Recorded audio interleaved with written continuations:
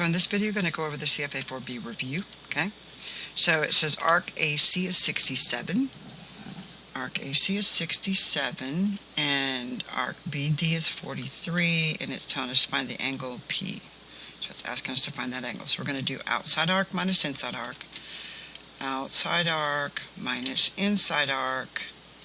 So that's going to be 67 minus 43, and we're going to divide that by 2 to get our answer. When I did that, I got 24 divided by 2, so our answer to this one is 12 degrees. Okay? It says for number 2, if the radius of a circle is 10 inches, what is the exact area of the sector bounded by a central angle measure of 90 degrees? So this is asking us for area of a sector. That formula is area, this is on your formula sheet, pi r squared theta divided by 360. So it's saying the radius of a circle is 10, so this is our r, right?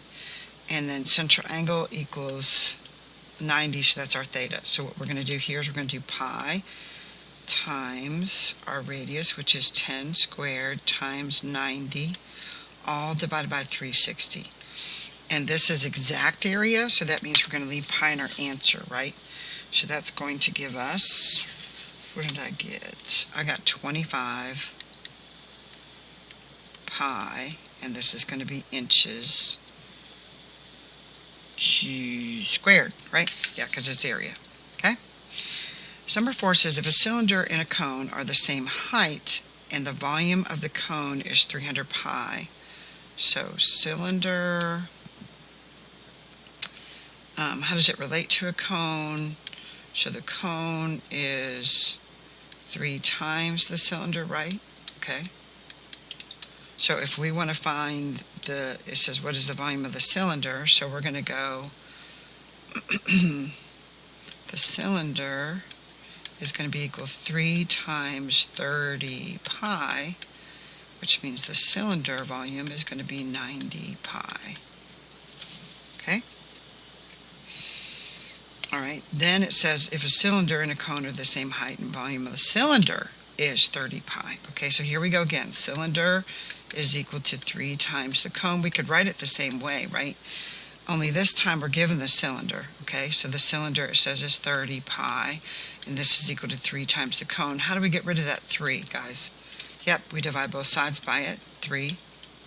So that means this is going to be 10 pi is equal to the volume of the cone. Okay? All right, number 6 says, if the volume of a cone is 36 pi millimeters and the height of the cone is 12 millimeters, what's the diameter of the cone? So that formula is the volume of a cone is equal to pi r squared h divided by 3, right? This time it says we're given the volume of the cone.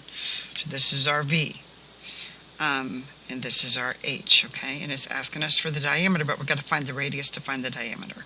So we're going to go 36 pi equals pi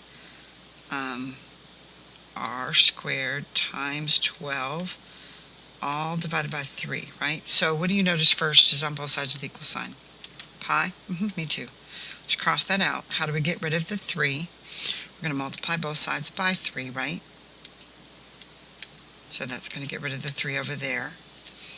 And that's going to give us 108 equals 12 r squared. Now we must divide both sides by 12, right? So that's going to give us that r squared equals 9. Now we got to take the square root of both sides, right, to get our r. So that means r is equal to 3. Now listen again, it asks for our diameter, not our radius. So the diameter is equal to 2 times r, right? So the diameter is going to be 2 times 3, so that's going to be equal to 6, and that's millimeters. Okay? All right, number 7 says the PE teacher has an exercise ball and wants to calculate the volume of the ball. If the circumference of the ball is 91 centimeters, what is the volume of the ball to the nearest tenth? So circumference is on our formula sheet again. Circumference is equal to 2 pi r. So we need to find the radius if we want to be able to find the volume, right? So we're going to say 91 is equal to 2 pi r. We're going to divide both sides by 2 pi. So that's going to give us our radius is going to be equal to 14.4830, blah, blah, blah, blah, more stuff, okay? Just leave that in your calculator, just like that, okay? And that way, when we start going through the problem, why is that click? Okay. When we start going through the problem, we can just actually compute it. Now it's asking us for the volume of a sphere, right? So that's 4/3 pi r cubed, okay? So we're going to do the 4 on top and divide everything by 3. This is the way I like to do it. 4 times pi times r to the third, all of that divided by 3. So you still have that r in your calculator, right? So what I would suggest you do is do whatever this r is to the third, right? So take that to the third power. So 14.483 blah, blah, blah. Take that to the third power. Then multiply that times 4. And I'm going to find both these answers, okay? And then we're going to divide that by 3. Okay, let's do that first, and then we're going to add pi to the end, okay? So let's find that first. That's 40.50.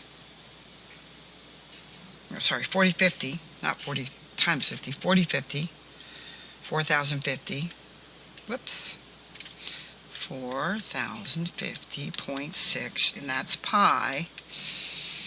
And it says find the volume of the ball to the nearest tenth, so what we're going to do is I'm going to go ahead and multiply that by pi, and so that's my exact answer above, and then this would be 12,725.5, and both of these would be centimeters cubed, right?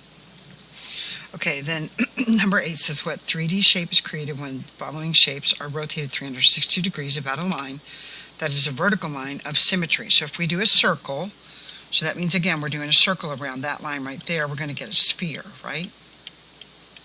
Okay, if we do a right triangle, again about that line right there, that's going to be a cone. A semicircle, which is half a circle. So it really depends on how we draw this one here, right? So a semicircle, if we rotate it about like that, it's going to be a hemisphere. Okay, but if it's half a circle and it's rotated like this, it's going to be a sphere. So it really depends on what that one looks like, right? Okay. And then a rectangle, if we rotate a rectangle, again, doesn't really matter how we rotate a rectangle, it's going to give us a cylinder. Okay? All right, our next one says what types of cross sections are created when you cut a cone vertically through the apex. So if we have a cone and we cut it like this, we get a triangle, right? Okay. Then it says what if you cut it horizontally that way? Then we would get a circle, right? C-I-R-C-L-E. I can't spell today, obviously. Circle.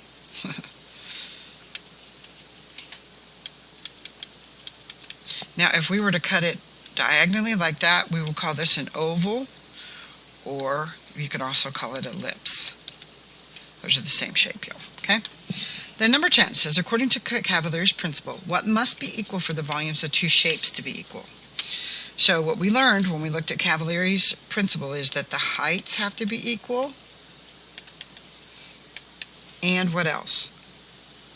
The area at each height have to also be equal. Okay, not just the heights, but the area at each height has to also be equal.